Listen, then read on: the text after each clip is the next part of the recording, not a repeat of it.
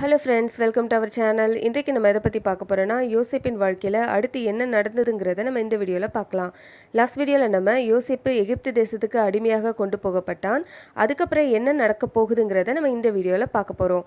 இதுக்கு நம்ம ரெஃபரன்ஸாக எடுத்துக்கொண்ட சாப்டர்ஸ் ஆதியாகமம் 39. அதுக்கு முன்னாடி நம்ம சேனலை சப்ஸ்கிரைப் பண்ணாதவங்களாம் சப்ஸ்கிரைப் பண்ணிக்கோங்க.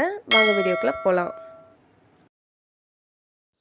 யோசேப்பு எகிப்து தேசத்துக்கு கொண்டு போகப்பட்டதுக்கப்புறம் பார்வோனுடைய பிரதானியும் தலையாரிகளுக்கு அதிபதியுமாக இருக்கிற போத்திபார் என்னும் எகிப்து தேசத்தான் இஸ்மவேலர்கிட்ட இருந்து யோசேப்பை விலைக்கு வாங்குறாங்க. கர்த்தர் யோசேப்போடே இருந்தபடியினால அவன் காரிய சித்தி உள்ளவன் ஆனான்.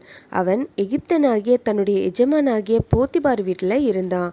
கர்த்தர் அவனோடே இருக்கிறார் என்றும் அவன் செய்கிற எல்லா வேலையும் கர்த்தர் வாய்க்க பண்ணுகிறார் என்றும் அவனுடைய எஜமானாகிய போத்திபார் கண்டு யோசேப்பினிடத்தில் தயவு வைத்து அவனை தனக்கு ஊழியக்காரனும் தன் வீட்டு விசாரணைக்காரனும் ஆக்கி தனக்கு உண்டான யாவற்றையும் அவன் கையில் ஒப்புவித்தாரு. போத்திபார் யோசேப்பை தன்னுடைய வீட்டுக்கு விசாரணைக்காரன் ஆக்குனது முதற்கொண்டு கர்த்தர் யோசேப்பின் நிமித்தம் எகிப்தனாகிய போத்திபார் வீட்டை ஆசிர்வதித்தார். அவனுடைய வீட்டையும் வெளியிலையும் அவனுக்கு உண்டான யாவற்றையும் கர்த்தர் ஆசிர்வதித்தார். போத்திபார் யோசேப்பு கையில் எல்லாவற்றையும் ஒப்பு கொடுத்து விட்டு தான் புசிக்கிற போஜனம் தவிர மற்றொன்றையும் குறித்து அவனிடத்துல விசாரியா திருந்தான். யோசேப்பு அழகான ரூபமும் சௌந்தரிய முகமும் உள்ளவனா இருந்தான். கொஞ்ச நாளைக்கு அப்புறம் போத்திபாருடைய மனைவி யோசேப்பின் மேல ஆசைப்பட்டு வேசித்தனம் பண்ணபடிக்கு யோசேப்பை கூப்பிடுறா. அதற்கு யோசேப்பு போத்திபாருடைய மனைவியின் சொல்லுக்கு இணங்காம, இதோ என்னுடைய எஜமானாகிய போத்திபார் வீட்டில் இருக்கிற எல்லாவற்றையும் என்னுடைய கைக்கு ஒப்பு கொடுத்து அதை பற்றி ஒன்றும் விசாரியாதிருக்கிறார். இந்த வீட்டிலும் என்னிலும் பெரியவன் யாரும் இல்லை.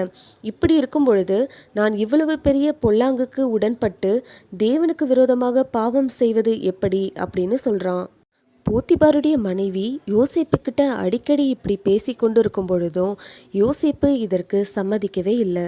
ஒரு நாள் யோசேப்பு தன்னுடைய வேலையை செய்வதற்காக வீட்டுக்குள்ளே போகிறான்.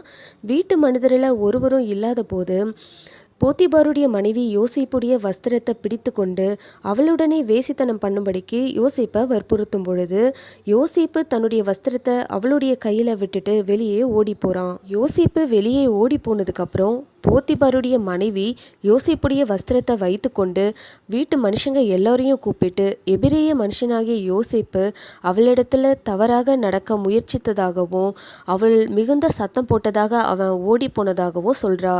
போத்திபார் வீட்டுக்கு வர வரைக்கும் யோசேப்புடைய வஸ்திரத்தை தன்னுடைய கையில் வைத்து கொண்டு போத்திபார் இடத்துலையும் அதையே சொல்றா. இதை கேட்ட போத்திபாருக்கு மிகுந்த கோபம் வந்துச்சு. போத்திபார் யோசேப்பை பிடித்து ராஜாவின் கட்டளையால் காவலில் வைக்கப்பட்டவர்கள் இருக்கும் சிறைச்சாலையிலே யோசேப்பை ஒப்புவித்தான். யோசேப்பு சிறைச்சாலையில் இருந்தான். எகிப்துக்கு அடிமையாக வந்ததுக்கப்புறம் யோசேப்புடைய வாழ்க்கையில் என்னெல்லாம் நடந்ததுங்கிறத நம்ம இந்த வீடியோவில் பார்த்தோம். இதுக்கப்புறம் என்ன நடக்க போகுதுங்கிறத நம்ம நெக்ஸ்ட் வீடியோவில் பார்க்கலாம். தேங்க்ஸ் ஃபார் வாட்சிங். God bless you all.